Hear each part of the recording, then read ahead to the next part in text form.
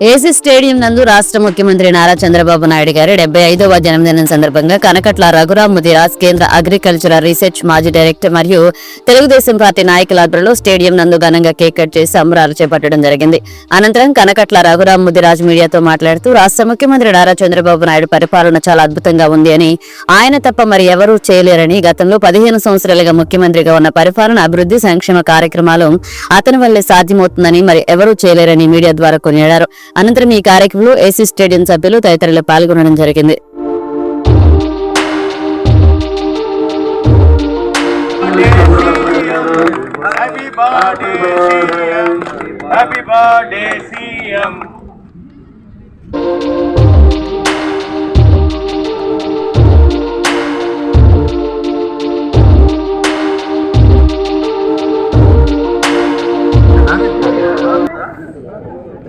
నవ్యాంధ్ర నిర్మాత ఆంధ్రప్రదేశ్ ముఖ్యమంత్రి వర్యులు నారా చంద్రబాబు నాయుడు గారి 75వ జన్మదినోత్సవ సందర్భంగా ఈరోజు ఈ యొక్క మా మిత్రుల సహకారంతో ఈ స్టేడియంలో కేక్ కట్ చేయడం జరిగింది.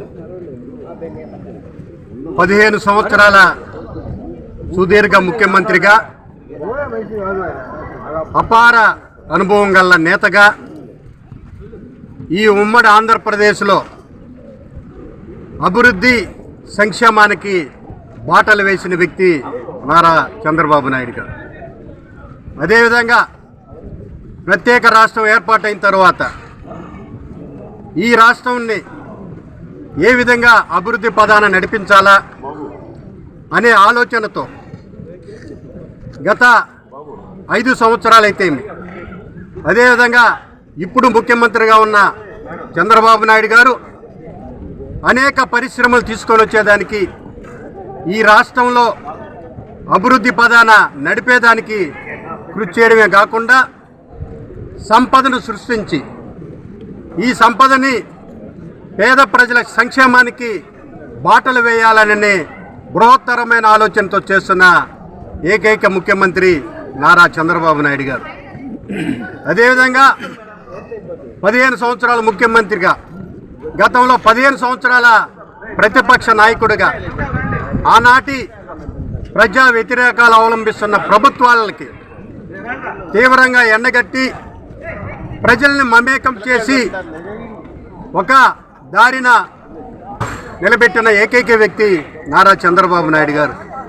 ఈరోజు ఇక్కడ ఆర్థిక లోటు ఉన్నప్పటికీ ఆయన అనుభవంతో ఎక్కడ మనం ఆర్థికంగా లోటుని పూడ్చుకోవాలా, ఈ ఆర్థికంగా ఏ విధంగా మనం ముందుకు తీసుకోపోవాలని అటు చంద్రబాబు నాయుడు గారు కానీ, తనయుడు లోకేష్ బాబు గారు కానీ ఈ 5 కోట్ల ప్రజానీకానికి కృషి చేస్తున్నారనంటే చంద్రబాబు నాయుడు గారి ఆలోచన సరళి అని ఈ సందర్భంగా నేను తెలియజేస్తూ, ఇటువంటి విజన్ ఉన్న నాయకుడు, పేదల పక్షాన్ని నిలబడే నాయకుడు ఈ రాష్ట్రంలో అరుదుగా ఉంటారు.